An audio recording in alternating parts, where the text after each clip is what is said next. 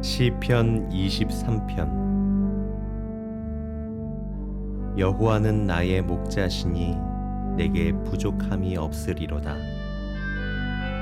그가 나를 푸른 풀밭에 누이시며 쉴만한 물가로 인도하시는도다. 내 영혼을 소생시키시고 자기 이름을 위하여 의의 길로 인도하시는도다. 내가 사망의 음침한 골짜기로 다닐지라도 해를 두려워하지 않을 것은 주께서 나와 함께 하심이라.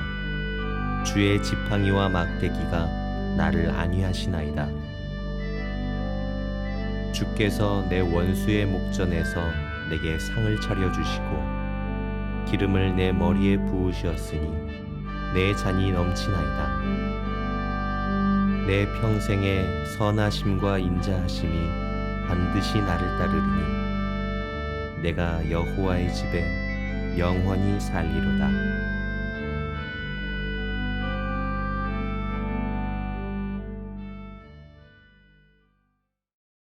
교우들과 같이 부르고 싶은 찬송은 292장 주 없이 살 수 없네입니다. 이 찬송을 선정한 이유는 35년 전인 1985년 가족 찬송이 하나 있으면 좋겠다고 생각하여 우리 식구들의 신앙고백에 담긴 찬송을 찾아서 선정했습니다. 젊었을 때나 나이 들어서나 변함없는 은혜의 찬송입니다. 기독교 진리의 말씀을 가사 내용에 요약해서 다 담았기 때문입니다. 우리가 의지할 유일하고 소중하고 생명이 근원 되신 주님을 평생토록 찬양하며 살고자 합니다. 주 없이 살 수 없네 죄인의 구주여, 그 귀한 보배 피로 날 구속하소서. 구주의 사랑으로 흘리신 보혈이 내 소망 나의 위로 내 영광 됩니다.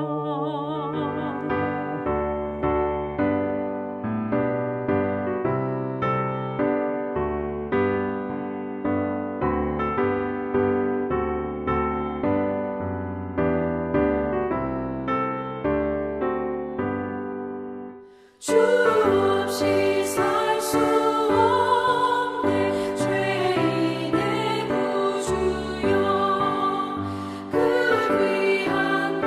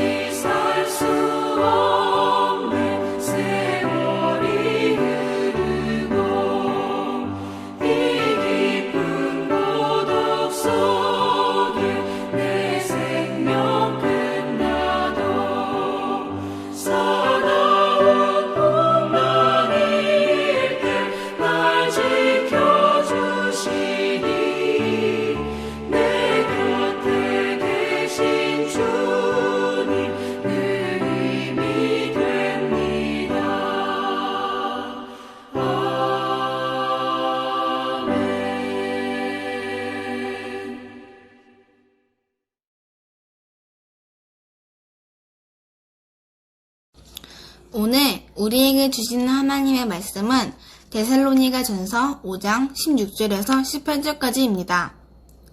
항상 기뻐하라, 쉬지 말고 기도하라, 범사에 감사하라. 이것이 그리스도 예수 안에서 너희를 향하신 하나님의 뜻이니라. 아멘. 감사로 드리는 특별 새벽 기도의 셋째 날입니다. 오늘 말씀을 통해 하나님만으로도 감사할 수 있는 믿음을 회복하시기를 간절히 소망합니다. 바울은 본문의 내용처럼 데살로니가 교회를 향하여 진정한 성도라면 언제나 기뻐함과 기도와 감사함으로 그리스도를 닮아가야 하는 제자의 삶을 살아가라고 가르쳐주고 있습니다.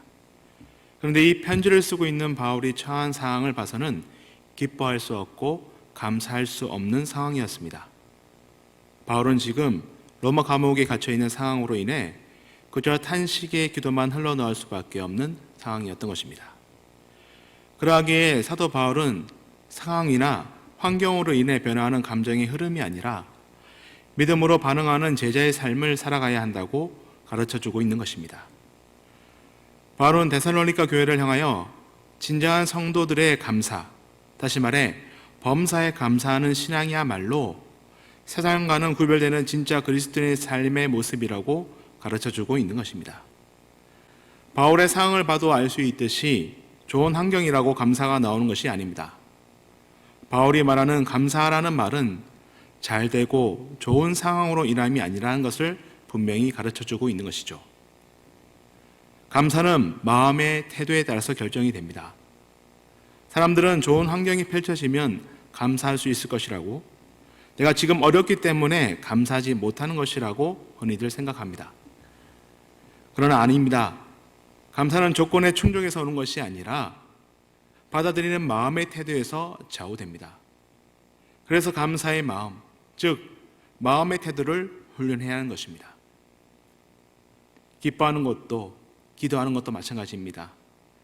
가만히 보면 어떤 사람들은 대접을 받으면서도 불평하는데 어떤 사람들은 베풀면서도 감사해야 합니다. 대접을 받으면 감사할 것 같은데 아닙니다. 감사를 하든지 원만 불평을 하든지 모든 것은 마음으로부터 시작되는 것이죠. 모든 지킬 만한 것 중에 더욱 내 마음을 지키라. 생명의 근원이 이에서 남이니라. 잠언의 말씀은 오늘 우리의 마음을 자세히 들여다보아야 함을 가르쳐주고 있습니다. 교만한 마음이 있으면 감사하지 못합니다. 상처가 많고 자기 중심적인 사람, 열등감이 많고 비교의식이 강한 사람들은 불평으로 인해 감사를 잃어버리고 살아갑니다. 병든 마음에서는 감사가 나올 수 없기 때문인 것이죠. 그러므로 우리의 마음으로 먼저 감사를 훈련해야 합니다. 그럼 어떻게 우리의 마음을 훈련할 수 있을까요? 내 삶에 주어진 모든 것들이 다 하나님의 은혜로 주어졌음을 고백하는 훈련입니다. 우리는 오랫동안 누리다 보면 아주 귀한 것인데도 너무나 당연한 것으로 여깁니다. 우리가 매일 대하고 있는 일상의 어느 것 그 하나도 당연한 것은 없습니다. 모든 것은 하나님의 은혜의 선물입니다. 밤에 누웠다가 아침에 다시 일어나는 것, 내가 잠자는 순간에도 내 심장이 1초도 멈추지 않고 뛰고 있는 것, 이것이 선물임을 기억해야 한다는 것입니다. 하루 세 끼를 먹고 소화시킬 수 있음에 감사, 항상 내 편이 되어주는 가족이 있음에 감사, 열심히 일할 수 있는 직장이 있음에 감사, 하나님을 예배할 수 있는, 기도할 수 있는 교회가 있음에 내 삶을 채우고 있는 이 모든 것들이 기적이라는 감사의 훈련이 필요하다는 것이죠. 사람들은 어떠한 특별한 것이 있을 때만 감사하려고 합니다. 물론 그런 일에도 감사해야 합니다. 그러나 진짜 감사할 수 있는 것, 그것은 아무 일도 일어나지 않은 숱한 평범한 날들임을 기억하시기 바랍니다. 우리에게 주어진 일상을 통해 하나님께서는 우리에게 늘 평안을 선물해 주신다는 것을 감사로 고백할 수 있을 때, 우리의 삶은 언제나 하나님의 은혜 안에 있음을 감사할 수 있는 믿음을 회복할 때 진정한 감사의 훈련은 이어지고 있다는 것입니다. 우리는 평범한 일상에 감사하지 못하는 우리의 믿음을 돌아봐야 합니다. 우리에게 주어진 것 중 당연한 것은 아무것도 없습니다. 모든 것은 하나님의 은혜입니다. 모든 것을 감사의 눈으로 바라보는 훈련을 통해 하나님의 은혜를 회복하시기를 간절히 소망합니다. 그러면 누가 범사에 감사할 수 있을까요? 바로 하나님의 섭리를 인정하는 사람입니다. 지금 나에게 일어난 어떤 일도 우연으로 보지 않고 하나님의 섭리로 보는 신앙입니다. 비록 내가 받아들이기 어려운 일이 있다 해도 삶은 우연한 것이 없습니다. 참새 한 마리도 그냥 떨어지지 않습니다. 모든 일에는 하나님의 섭리가 있는 것입니다. 요셉은 자기의 삶을 이끌어 가신 하나님을 믿었습니다. 삶의 우여곡절과 산전수전을 다 겪었지만 요셉은 자신의 인생을 이렇게 바라보았습니다. 당신들은 나를 해하려 했으나 하나님은 그것을 선으로 바꾸사 오늘과 같이 많은 백성의 생명을 구원하게 하시려 하셨나니. 가해자 형들을 향한 원망의 불평의 삶이 아니라 오히려 하나님의 섭리였음을 믿음의 눈으로 바라보며 언제나 함께 하셨던 하나님의 은혜를 감사함으로 고백하고 있습니다. 하나님의 섭리를 믿는 신앙은요, 일어나는 사건을 액면 그대로 바라보지 않습니다. 믿음의 눈으로 재해석하고 하나님의 관점을 가지려고 노력하는 것입니다. 하나님의 섭리를 믿는 성도는요, 주어진 상황이나 사건에서 성급한 결론을 내리지 않습니다. 이해가 잘 되지 않고 답답한 현실이지만 하나님의 섭리를 바라보며 기대하는 신앙이며 내 생각대로 되지 않아도 내 삶이 하나님의 섭리 안에 있음을 굳게 신뢰하는 신앙인 것입니다. 그러하기에 진정한 감사란 내가 원하는 대로 되지 않았을 때에도 할 수 있어야 합니다. 우리가 알거니와 하나님을 사랑하는 자, 곧 그의 뜻대로 부르심을 입은 자들에게는 모든 것이 협력하여 선을 이루느니라. 어떤 일이 있어도 하나님은 나에게 선하신 분이라는 이 믿음을 놓치지 말아야 합니다. 바울 사도가 범사에 감사하라고 가르쳐 주신 것 또한 내 생각과 다른 일들이 닥쳐오는 그 순간에도 하나님의 선하심을 믿음으로 감사로 반응하라는 것입니다. 이러한 믿음은 눈앞에 보이는 상황보다도 하나님의 뜻을 먼저 바라보게 하는 믿음으로 성장하게 합니다. 그러므로 범사에 감사하는 믿음이란 하나님에 대한 믿음에서 오는 것임을 꼭 기억해야 한다는 것입니다. 이처럼 하나님의 뜻을 먼저 믿고 감사하는 신앙은 하나님께서 우리의 삶에 더욱더 참여하시고 책임져 주시는 놀라운 은혜를 가져다 줍니다. 감사를 통해 내 삶에서 하나님의 역사하심을 주장하시기 바랍니다. 감사를 통해 하나님께서 우리의 삶을 온전히 책임져 주실 줄로 믿습니다. 주님은 감사의 좋은 모델을 보여주셨습니다. 디베라 바닷가에서 오병이어를 앞에 두고 축사, 감사 기도를 드리십니다. 수많은 청년들이 먹기에는 턱없이 부족했던 오병이어를 가지고 주님께서는 감사부터 시작하셨습니다. 닥친 상황과 현실은 너무나 아닌 것 같아도 감사로 대처하신 주님의 기도가 5,000명을 먹이고도 남는 역사를 만들어내었습니다. 현실은 아닌 것 같지만 감사로 시작할 때 기적의 문은 열리는 것입니다. 감사로 대처하신 주님의 기도가 기적을 일으켰다면 우리의 상황에서도 아무런 감사 조건이 보이지 않더라도 감사의 제목을 하나님께 두고 감사로 시작한다면 하나님께서 역사하시고 인도해 주심으로 감사의 열매를 맺게 해주실 줄로 믿습니다. 18절에 사도 바울은 이렇게 가르쳐 줍니다. 이것이 그리스도 예수 안에서 너희를 향하신 하나님의 뜻이니라.